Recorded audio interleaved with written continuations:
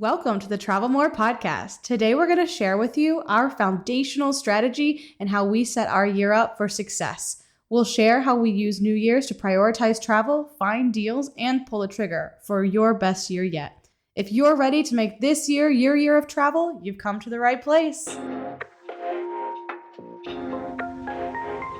Welcome to the Travel More podcast. Each episode, we share custom itineraries, travel hacks, expert advice, and even stories of our past travel failures to help you level up your travel game. I'm Shelly, a lover of plans, itineraries, and cheap flights. I'm an expert deal finder with one eye always on the budget. And I'm Bruce, the improviser, ready to pick up where plans fail to turn letdowns into unexpected trip favorites. We're here to bust through barriers that stop you from making your travel dreams a reality. So book that flight, buy the tickets, and say hello to your next adventure. This is the Travel More podcast. Happy New Year and welcome to our first episode. Woohoo! We're so excited to get this going and share with you today kind of an overview of what our podcast is going to bring to you each week. Yeah, we've been working on this like our love child of a podcast for a while now. We've taken different mediums. We had a blog for a long time. We did a little bit of social media dabbling, but we really think that this is the best way to get all of our ideas and really be able to share our ideas of how we travel so much with everyone. Yeah, and you know, this being the new year, we thought the best way to start was to go over our general strategy. And it's almost like a New Year's resolution. I don't know when we started to do this, but we've made it a habit now of every year of looking at our year and thinking about what trips we might take. Yeah, this is like the number one thing I tell people, what we're going to go over in just a minute, about how to really set yourself up for success and being able to travel and kind of pull the trigger on those bigger trips, especially if you've been one that you kind of just linger and look and hope that one day will happen. This is your sign this is your year. This is the chance. This is the time to do it. And this is when everyone's thinking about, what are my goals for this year? What do I want to do differently? And if you want to travel more, you really want to listen to what we've got for you. Yeah, absolutely. So before we get too far and get into that really great, awesome strategy, let's talk about who we are. Yeah, why not, right? I mean, like, why listen to us? Who are we? What do we do? Yeah, so just as a quick, this is almost like a dating bio. We are a couple. We're in our early 30s. We have no kids. We're married. Yep. We own our own house and we have 2 cars. And that'll come up later of why that even matters. We have generally moderate salaries. So we're combined into 6 figures. And we've been traveling with up to half that amount because we've been traveling for the last 10 years together. And we started with like a combined $55,000. Right. Maybe less, actually. Yeah, $10 an hour kind of gigs 10 years ago. And now we're up to the 6 figures combined. Right. And, you know, when we think about where we've come, a lot of the strategies we have can apply when you're making less money or where you're at right now. But we wanted to give you an idea of what we've learned moving from budget type travel to now what we're considering like budget conscious travel and really thinking about making the most with what you have. Yeah, so we as a couple now, we take 2 to 3 international, usually 3 international trips a year. And we also take a domestic trip about every month. And some of those are road trips and some of those are flying, kind of depends. And we have no credit card debt or any type of high interest debt. And we still have retirement funds. So we're not just throwing every single penny we made to travel, although it may feel like it sometimes to our friends and family. We still have that personal finance kind of in the back of our head. Right. So just to give you an idea, this isn't something that runs you into debt, and it's not something you have to make a ton of money, but there's still ways to travel throughout your if you're in a similar situation to us. Right. So now, as kind of Bruce mentioned earlier, we're finding this kind of what we find the golden middle road. So we have a little bit more money than we had when we had only $55,000 to spend. So we're not staying in things like hostels anymore. But we're also not staying at the Ritz-Carlton. So it's kind of this golden middle row of budget and luxury travel that we're just calling budget conscious travel. How to get the most out of all of your money while still being very comfortable in your travels, doing everything that you want to do, just not spending any more to do it. So without further ado, let's get into what we call our travel talk strategy. Now, this is the primary thing we find to be the most helpful in building your year and getting the most out of trips that you might be able to take. And it really starts at this New Year time. Yeah, which is exactly why we wanted to launch this podcast right away, right in January, so you could also go through the travel talk with people that you're traveling with, so you could start right off the bat.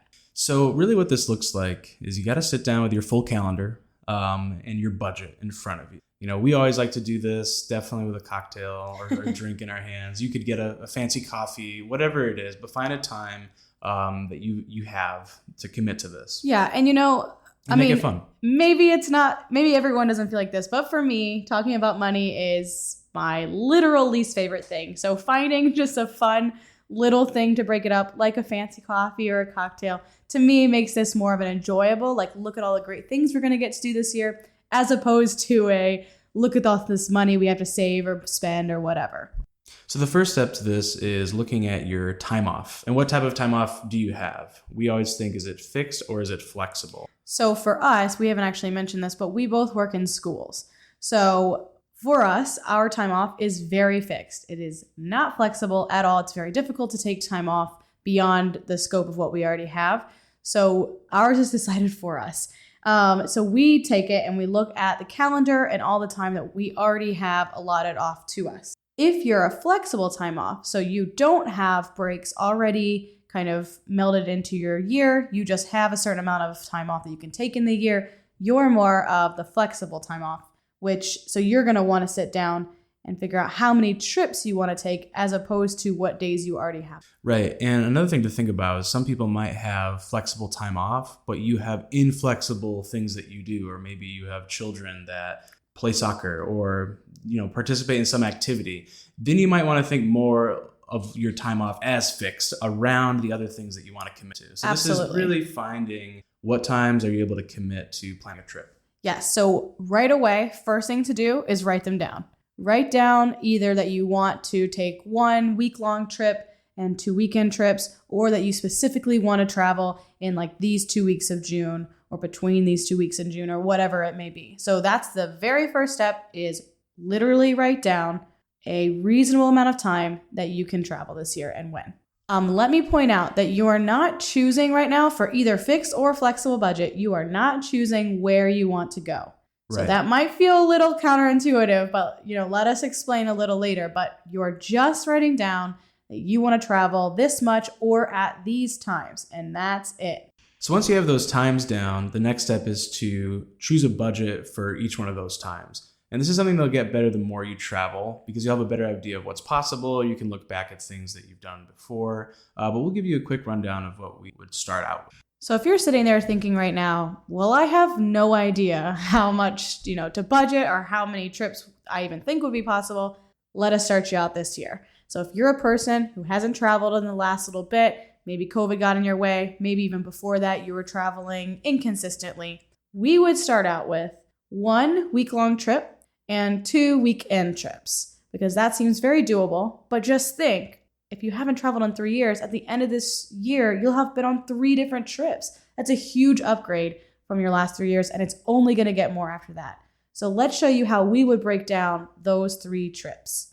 So for Shelly and me, we look at this as what's called a player 1 and player 2 strategy. And that's what they would call it in the points and miles world, which means we're traveling as a pair. Right. So obviously we're married, but it doesn't mean you have to be married to think this way. I would just consider you have another person you're traveling.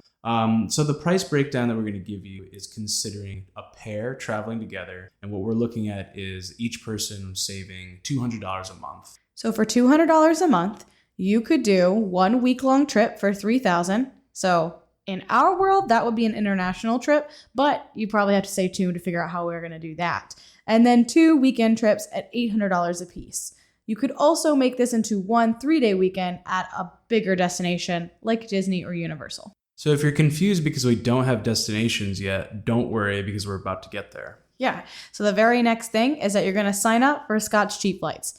You can use the free version if you're not totally sure, or you can jump into the paid version. We've done both, and they're both extremely helpful. Clearly now we have the paid version, but honestly, both versions are going to give you great deals. So if you don't already know what Scotch Cheap Flights is, it's essentially just a system that alerts you when flights drop below what they normally are at a significant. So for example, we live next to JFK, so JFK is one of the airports that we get alerts for. And we'll get a flight deal for $350 flight from JFK to Paris, which did actually happen. So we get that alert and we put it into Google Flights to see if any of the dates work for us. Google Flights is just a place that searches all airline carriers at the same time. And we saw that it does go out of JFK in the week that we can use it. Then we go directly to that airport's website to book it. So there's no sketchy third party. You don't have to worry about any of that. It's literally just an alert to tell you that it exists at that time. And the difference between the free and premium is that free sends you some deals, premium sends you all the deals. All right, so back to destinations. Finally. How are we actually getting the most important thing, right? Like, where are you going? And really the thing that we find is to travel more, the destination has to come to you. I know that sounds weird. That's probably like, it's almost what like a are Zen, you saying? Yeah, let the destination show itself to you. Yeah, but it's real. So that is our number one tip for traveling more, is to let go of your list. Of your list, of whatever, a lot of times people say, I've always been trying to get to maybe Disney, or I've always wanted to go to Europe. And guess what? You never end up going. Yeah, you don't go anywhere. You don't go anywhere. You don't even, right. So what we're saying is reverse that thinking, follow this plan, and you'll find yourself traveling more in general. And you'll probably end up at those places right. 9 out of 10 times, because they're probably the bigger destinations anyways. And that's typically where those deals go. And you're going to find a lot of like amazing places in the meantime. Yeah, you'll find things that you wouldn't have thought would be places you'd want to go, which has already happened to us. Oh, yeah. So really, it's waiting for those deals to pop up. Yeah. And one of those things we talked about, Scott's Cheap Flights. You can see an itinerary, and now that you've got half the work done, or almost more than half of it done, by finding the times of the year that you've carved out with that year's talk, you've attached the budget. So you've been saving for $200 a month. So then when the deal pops up, you don't have to let it go. You've already committed. You've already talked to the person you're traveling with. You know what it is, so you can grab it. Right. You're already halfway to yes. And this is exactly how we're able to go to Europe multiple times a year for $3,000. Exactly. Of course, this is our very favorite fundamental kind of strategy for getting to travel more, but this is not the only. And we've only barely tipped the iceberg on the things that we do to make sure that we can travel throughout the year. So coming up in this Travel More podcast, we're going to have amazing episodes like how we did those multiple $3,000 international trips a year, how we travel to high-cost places like Disney and Universal, how we go about adding to our travel budget every year through personal finances, as well as some travel hacking. So if you're ready to make 2023 a year of travel, join our travel club through our Patreon link, where you can connect to like-minded travelers, get one-to-one coaching from us, be entered into monthly giveaways, and you might even find a way to unlock Scott's Cheap Flights Premium for free. You can also find us on other places in the internet like travelmorepodcast.com. We have our Instagram, The Travel Mores, as well as our subreddit, Travel More. Did you know that every time you book a Disney or Universal vacation, you're paying for a service that you may not even be using? Really? That's right. Travel agent costs are added to your Disney or Universal vacation, whether you use one or not. So you're telling me that I'm paying for something even though I'm not getting the help? You got it. So next time you want to book a theme park vacation, make your money work for you. By booking with Magic Pass Travel, you'll get our expertise and years of experience without paying any extra and while supporting a small business. Check out our show notes to find our contact information. Can't wait to help you plan your next adventure.